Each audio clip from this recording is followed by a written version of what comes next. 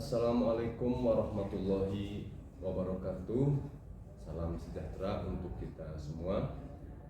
Sebelum saya lanjut memaparkan materi, saya akan memperkenalkan diri. Nama saya A. Alfian Fitrianto, Magister Pendidikan, merupakan salah satu dosen di Prodi Pendidikan Agama Islam Universitas Nahdlatul Ulama Cirebon. Dalam kesempatan ini, saya akan memaparkan mata kuliah yang saya ampu di Prodi Pendidikan Agama Islam, yaitu mata kuliah Ilmu Fikih. Mata kuliah Ilmu Fikih ini merupakan mata kuliah wajib di Prodi Pendidikan Agama Islam yang terdiri dari 3 SKS dan berada pada semester 1. Diharapkan mata kuliah ini memberikan kemampuan dan keterampilan menerapkan fikih serta menjelaskan berbagai diskursus fikih kontemporer yang terjadi dalam kehidupan masyarakat. Salah satu kewajiban saya sebagai dosen, saya telah melaksanakan tridharma perguruan tinggi. Salah satunya adalah bidang pengajaran, di mana dalam bidang ini saya telah melaksanakan sistem pengajaran yang mengacu pada DIA, Delivery, Interaction, Assessment. Apa yang dimaksud dengan DIA? Yang pertama, aspek delivery merupakan suatu proses tentang bagaimana saya menyampaikan materi pembelajaran sehingga dapat diterima dengan baik oleh mahasiswa. Materi yang saya sampaikan ini mengacu pada capaian pembelajaran lulusan atau CPL dari mata kuliah ini. Dari CPL menurunkan CPMK, dan dari CPMK menurunkan sub CPMK. Dari sub CPMK tersebut dibagi menjadi 14 kali pertemuan, tidak termasuk UTS dan ujian akhir semester. Capaian pembelajaran lulusan pada mata kuliah ini terdiri dari 4 aspek, yaitu sikap, keterampilan khusus, keterampilan umum, dan pengetahuan. Aspek selanjutnya yaitu aspek interaction, merupakan suatu proses interaksi yang terjalin antara mahasiswa dan dosen guna mencapai capaian pembelajaran. Adapun interaction yang saya aplikasikan adalah Student Learning Center atau yang dikenal dengan SLC, di mana sistem tersebut merupakan metode pembelajaran yang menempatkan mahasiswa sebagai subjek pembelajaran sehingga peserta didik akan belajar lebih aktif, kreatif, mandiri, dan inovatif sesuai kemampuan individu masing-masing tentunya. Sistem SLC ini terdiri dari 3. Yang pertama, pembelajaran interaktif, yaitu dosen menyampaikan materi dalam kelas, kemudian menyisipkan pertanyaan kepada mahasiswa dan meminta pendapat mahasiswa. Yang kedua, small group discussion atau yang dikenal dengan istilah diskusi. Metode ini melibatkan antar kelompok kecil di kelas atau antara dosen dan kelompok kecil di kelas untuk menganalisis, menggali, dan mendiskusikan isu-isu terkini yang berkaitan dengan materi pembelajaran serta menemukan jalan keluar solusi yang relevan dengan kebutuhan masyarakat. Yang ketiga yaitu self-directed learning, yaitu di mana metode ini memberikan tugas kepada mahasiswa seperti tugas membaca, kemudian meringkas dari bacaan tersebut. Aspek selanjutnya yaitu aspek assessment, di mana assessment ini merupakan proses penilaian untuk mengukur kemampuan mahasiswa secara objektif dalam menerima materi pembelajaran. Penilaian ini wajib diikuti oleh setiap mahasiswa. Jenis penilaian dan sebaran presentasi untuk setiap jenis penilaian tersebut adalah sebagai berikut. Yang pertama, nilai harian, ujian tengah semester, dan ujian akhir semester, di mana presentasi dari nilai harian adalah 40%, UTS 30%, dan UAS 30%. Hasil asesmen yang saya lakukan diharapkan mahasiswa mengetahui proses penilaian yang saya lakukan secara transparan dan objektif. Sebagai penutup, itulah aspek yang saya terapkan dalam proses pembelajaran, meliputi aspek delivery, aspek interaction, dan aspek assessment yang sering disebut DIA.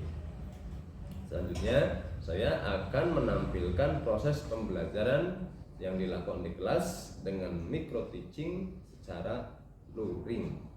Selamat menyaksikan. Assalamualaikum warahmatullahi wabarakatuh. Assalamualaikum warahmatullahi wabarakatuh. Waalaikumsalam warahmatullahi wabarakatuh. Terima kasih. Selamat pagi. Semoga semua mahasiswa sehat selalu dan dalam lindungan Allah Subhanahu wa Ta'ala. Amin. Bagaimana untuk pembelajaran kali ini, anak-anak?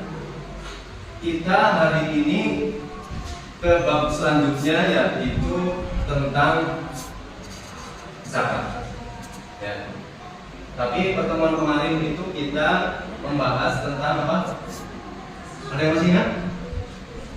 Ayo, siapa yang masih ingat? Oke, Alin. Ya, mangga, silakan. Terima kasih atas waktunya. Untuk perkara-perkara yang berkaitan surat, yang pertama adalah keadaan hadas, baik hadas kecil atau hadas besar. Yang kedua adalah terbukanya Allah. Yang ketiga, berbicara dengan sengaja. Yang keempat, makan atau melakukan sesuatu itu dalam bentuk dengan sengaja. Selanjutnya, kesunahan sholat, yaitu membaca bersalaman dan sebagainya. Dan selanjutnya sholat sunat, yaitu ada yang meliputi sholat sunat wajib, yang mengikuti sholat fardu, ada sholat sunat yang juga rawatib. Terima kasih. Oke, gimana dari semuanya? Setuju pada? Materi yang kemarin ya, ternyata masih nggak alhamdulillah ya. Biasanya kan lupa dan sebagainya. Alhamdulillah ini kan. Kembali ke materi yang akan kita bahas, yaitu zakat. Zakat adalah bagian tertentu dari harta yang wajib dikeluarkan oleh setiap muslim apabila telah mencapai zakat syarat yang ditetapkan. Sebagai salah satu rukun Islam, zakat ditunaikan untuk diberikan kepada golongan yang berhak menerimanya. Dalam hal ini disebut asas. Ya.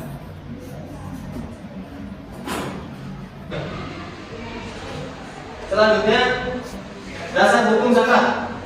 Mahasiswa bisa melihat di layar. Dasar hukum zakat itu di Al-Quran maupun hadis itu ada. Ya. Jadi sebagai seorang muslim tentunya kita wajib melaksanakan apa yang diceritakan oleh Allah dan Rasulullah. Di antaranya seperti ini. Surat At-Taubah ayat 60. Nah, lihat artinya ya, semuanya ya. Sesungguhnya zakat-zakat itu hanyalah untuk orang-orang fakir, orang-orang miskin, pengurus zakat siapa namanya sebutannya? Amin. Para mu'alaf yang dibujuk hatinya untuk memerdekakan budak, orang-orang yang berhutang untuk jalan Allah, dan untuk mereka yang sedang dalam perjalanan sebagai suatu ketetapan yang diwajibkan Allah. Dan Allah Maha mengetahui lagi Maha bijaksana. Oke, kita bahas artinya ya. Jadi bukannya kita itu tidak layak sebagai mufasir, enggak. Jadi kalau kita bukan mufasir, kita tidak berhak menafsirkan ayat ini ya. Tapi ada teknik lain, yaitu namanya teknik hermeneutika. Namanya apa? Gunanya gimana? Caranya gimana? Hermeneutika itu menafsirkan suatu ayat ataupun hadis dari artinya. Boleh Pak? Boleh ya. Insya Allah di sini udah paham rambu-rambunya ya. Kita menafsirkan itu udah bisa lepas dari rambu-rambu pastinya. Oke. Di sini menjelaskan kalau kita amati ini orang-orang yang berhak menerima zakat. Seperti tadi awal itu ada berapa? Asal itu ada 8. Yang pertama, tentunya orang-orang fakir. Kedua, masakin. Terus, amin. Terus,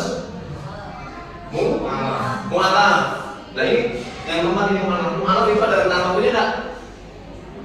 Ayo. Mu'alaf nih, misalkan mu'alaf masuk Islam sudah berapa tahun? 10 tahun. Itu termasuk bukan? Nah, ini mu'alaf yang dibujuk hatinya. Nih, di sini, ya. Kuncinya di sini. Mu'alaf yang dibujuk hatinya.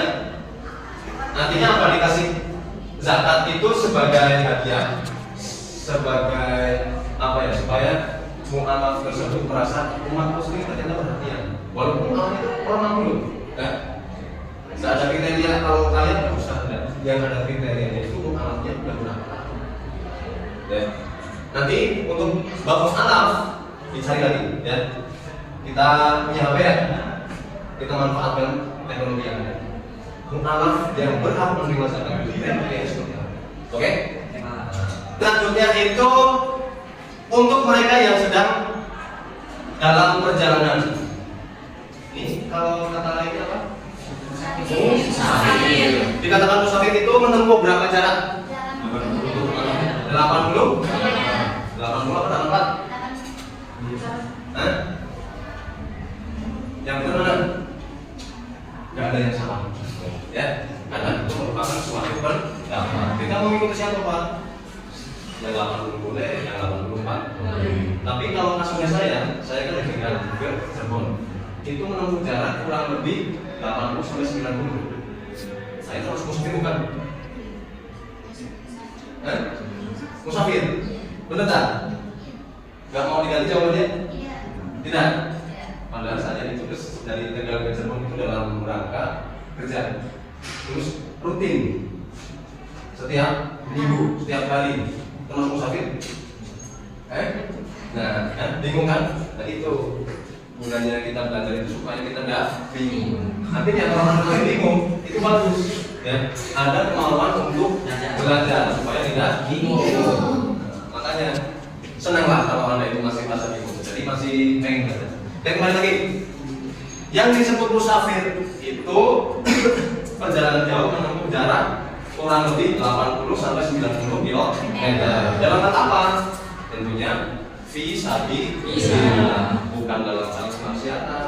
Ya, misalnya begini, saya mau ke Cirebon itu dalam rangka menemui seseorang yang notabene bukan mahram saya, itu namanya maksiat dan tidak bukan termasuk musafir yang dimaksud di surat tersebut.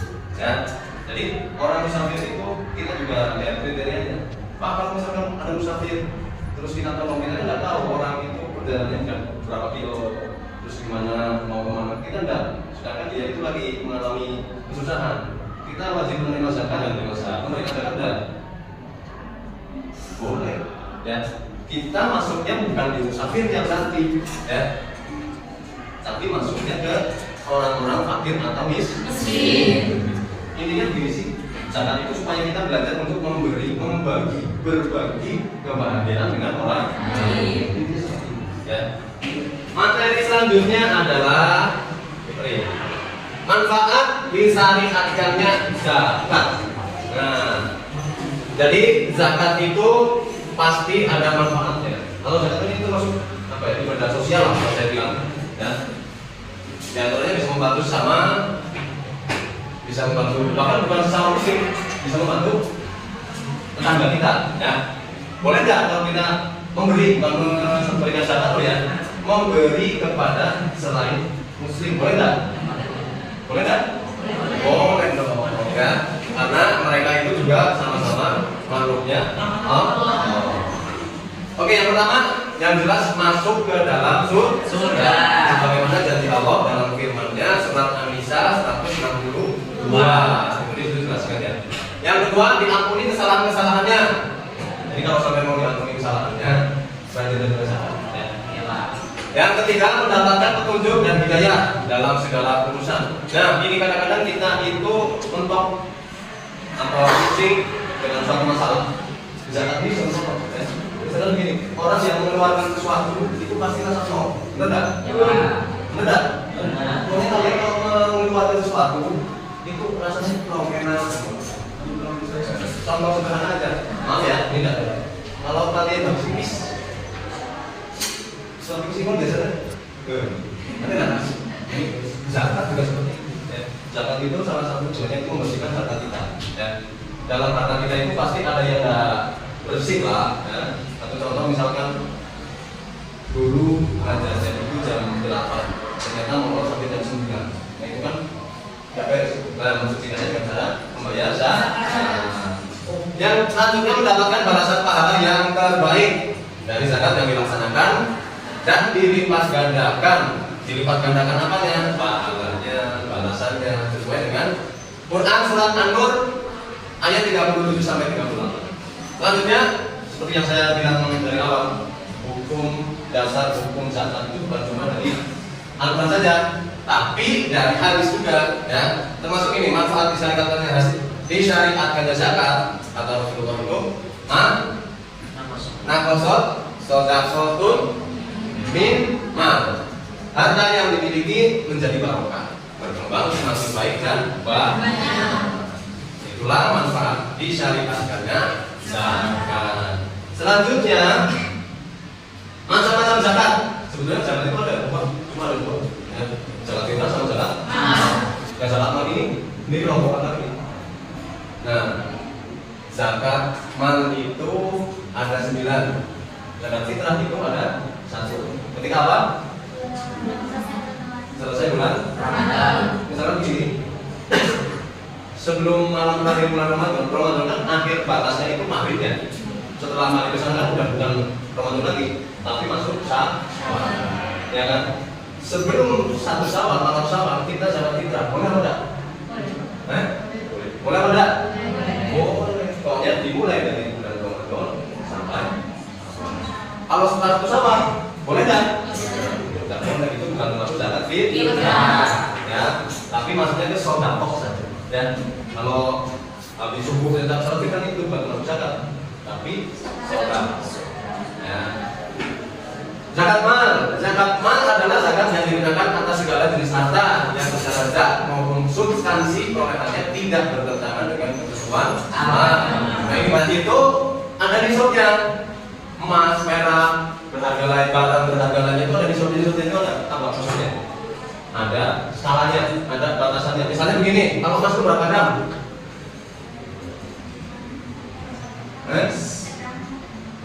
Enggak, maksudnya berapa gram tuh baru bisa mengeluarkan zakat?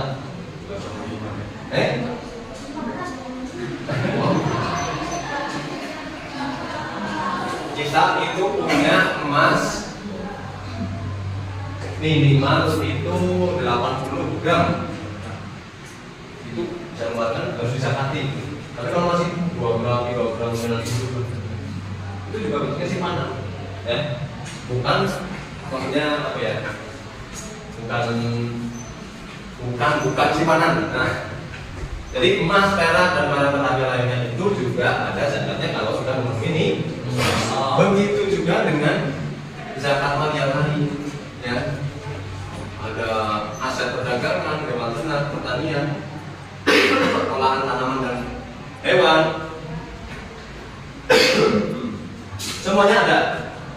Nanti kalau udah sukses semua ya jangan lupa zakat. Masuk zakat sama guru-guru kita boleh nggak? Boleh. Boleh karena beliau berjuang di jalan Allah. Ya. Oke, itu tadi macam-macam zakat. Selanjutnya yaitu mustahib zakat. Seperti dari awal ya kita sudah bahas mustahib itu apa dan ada berapa mustahib itu menurut ayat suci Al-Quran. Nah, ini diperinci lagi nih ya. Mustahib adalah golongan orang-orang yang berhak menerima zakat, baik zakat fitrah maupun zakat mal. Di antaranya ada fakir, miskin, amil, mu'alaf, riqab, gharim, fi sabilillah, ibnu sabil. Nah, saya tidak lagi. Kalau fakir sama miskin itu hampir sama, tapi berbeda. Yang paling rendah adalah fakir. Sebenarnya ada istilah begini, fakir itu kefakiran dekat dengan kekafiran. Kekafiran itu bisa diartikan kekufuran, kemiskinan. Pada dasarnya antara ya kafir, kufur, terus apa lagi? Ya, intinya kan tertutup kan. Kafir itu tertutup baik hatinya maupun pikirannya. Oke, fakir. Orang yang tidak memiliki harta sama sekali atau tidak mencukupi kebutuhan pokoknya itu fakir. Miskin, orang yang punya harta tapi tidak mencukupi kebutuhan pokok dan sekelilingnya. Nah, kalau fakir ini benar-benar yang namanya di bawah. Ya, kalian nanti bilang kita ini ya, jangan sampai kita itu tergolong yang pertama ini. Ya. Ini bahaya soalnya. Kalau orang Tegal itu apa ya? Potong link pikiran lagi. Paham ya? Biasanya kalau kosong, nanti pikirannya juga beralih bisa mencuri, merampok, begal dan sebagainya. Nah, makanya ada istilah kefakiran dekat dengan kekafiran. Kekafiran itu bukan maksudnya keluar dari Islam, bukan ya. Kekafiran itu tertutup orang hatinya, pikirannya itu kalau ada yang tidak diperbolehkan seperti itu. Ya, oke, begitulah materi yang hari ini saya sampaikan. Untuk lebih menarik lagi, saya akan bagi kelompok dan nanti saya lempar satu kasus. Tiap kelompok nanti memberikan pendapatnya, menanggapi dan menyebutkan. Siap? Sudah siap? Siap. Terima kasih. Ayo kita bagi kelompoknya. Baik, kita sudah dibagi kelompoknya. Sekarang saya mau menceritakan sebuah kasus. Nanti mahasiswa per kelompok itu memberikan tanggapan. Ya, nanti kesimpulannya oleh teman-teman. Ya. Jadi ini di suatu desa ini ada orang kafir. Dia itu susah, tidak punya penghasilan tetap, tidak punya rumah, dan termasuk dalam golongan yang berhak menerima zakat kalau ikut orang muslim, tapi ini kafir. Ya. Pertanyaannya adalah, bolehkah sesama muslim, bolehkah muslim itu memberikan zakatnya ke orang kafir tersebut? Ya. Silakan dari kelompok mana yang mau memberikan jawaban dan menanggapi. Siapa yang menyebutkan, silakan. Ya.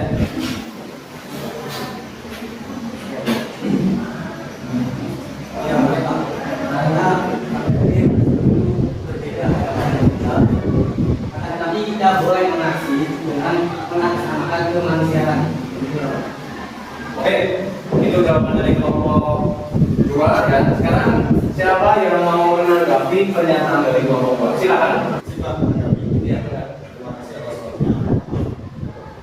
Saya sebenarnya saudara dengan yang dikatakan oleh saudara Zia tadi, bahwasanya masyarakat itu memang pada orang muslim saja sesuai dengan asal Quran yang disebutkan dalam Quran dan juga dari dalam agama Islam tadi atau bagaimana.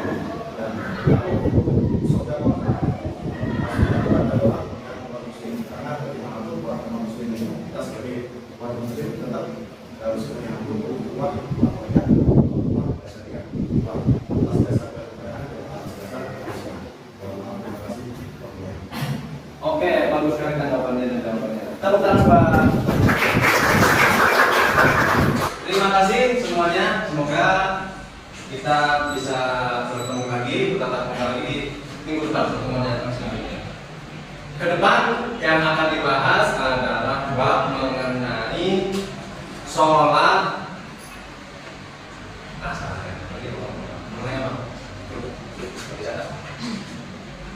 Puasa. Ke depan nanti membahas tentang puasa. Di mana puasa itu menahan diri, menahan hawa nafsu mulai dari sebelum terbitnya fajar sampai terbitnya. Nah, itu sekilas saja ya. Nanti kita bahas lebih dalam di pertemuan.